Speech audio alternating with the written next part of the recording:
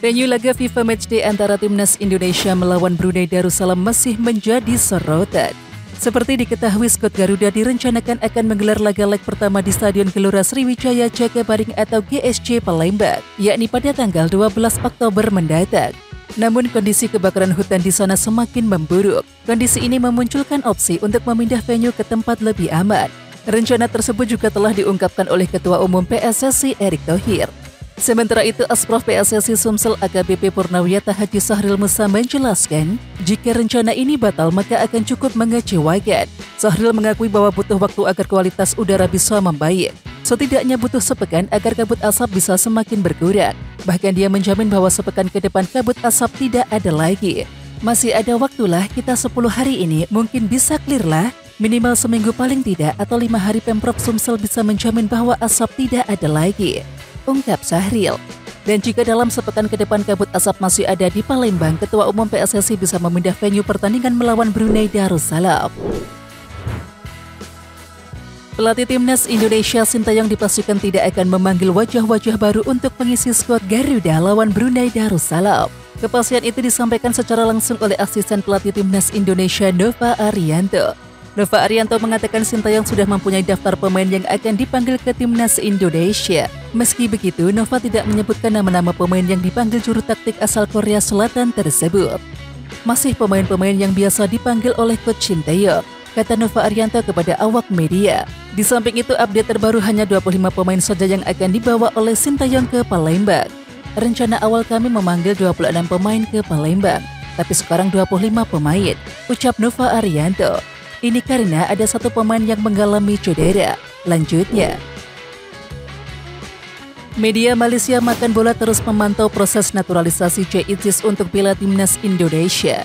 Hadirnya Jay Itzis memang berpotensi membuat skuad Timnas Indonesia makin tangguh, karena sosoknya saja kini jadi salah satu pemain andalan di klub Serie B Liga Italia yakni Venezia.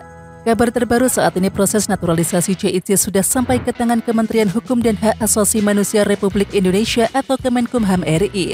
Artinya proses berkas-berkas di Kedutaan Besar Belanda sudah beres. Selanjutnya proses naturalisasi Jay Itzis akan berlanjut ke kewarganegaraan. Dan hal ini yang kemudian menjadi perhatian besar bagi media Malaysia. Pasalnya persaingan kedua negara tersebut cukuplah sengit. Media Malaysia Makan Bola pun memandang kualitas Jay Itzis. Jay Itzis diketahui bahkan belum pernah tergantikan dari total 8 pertandingan yang telah dijalani Venezia musim ini.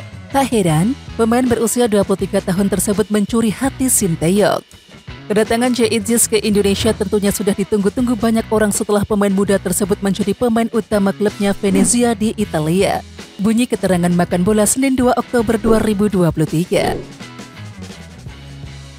Pengamat sepak bola nasional Muhammad Yusuf Kurniawan menilai Pratama Arhan harus tetap main di luar negeri dan membuktikan bahwa dirinya bukan hanya komoditas dagang. Hal tersebut diungkapkan Yusuf menanggapi banyaknya analisis yang menyebut Arhan saat ini hanya jadi bahan marketing klub luar negeri. Menurutnya hal ini harus dipatahkan. Sementara itu, salah satu pengamat sepak bola asal Australia yang mengamati sepak bola Asia, Brent Griffiths, menilai isu kepindahan Arhan ke Suwon FC hanya akan menjadi komoditas marketing belaka. Kalau pendapat itu benar, ya sangat disayangkan. Arhan tidak dapat banyak manfaat kecuali latihan-latihan saja. Ya sama aja dengan di Tokyo, kata Yusuf. Yusuf menilai rencana kepindahan Arhan dari Tokyo Verdy ke Suwon FC sangat dapat diterima. Namun perpindahan ini harus diiringi klausul kontrak lebih berpihak. Saya harap enggak kayak di Tokyo ya. Minimal ada klausul yang mewajibkan Suwon FC memainkan Arhan dalam sejumlah pertandingan. Jadi ada nilai tambah dia pindah ke sana, kata Yusuf. Lelaki yang biasa disapa Yuka ini juga mengingatkan Arhan agar tidak memutuskan kembali ke Indonesia dalam waktu dekat.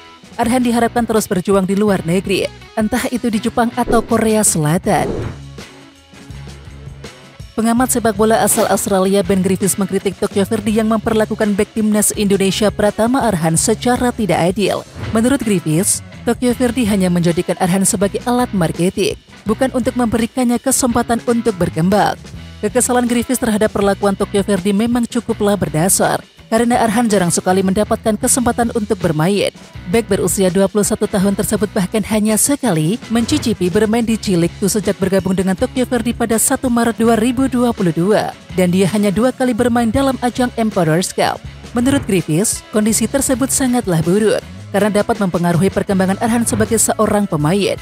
Mengontrak pemain untuk tidak memberinya peluang nyata tetapi hanya untuk keterlibatan atau pemasaran adalah hal yang buruk, ungkap Griffiths.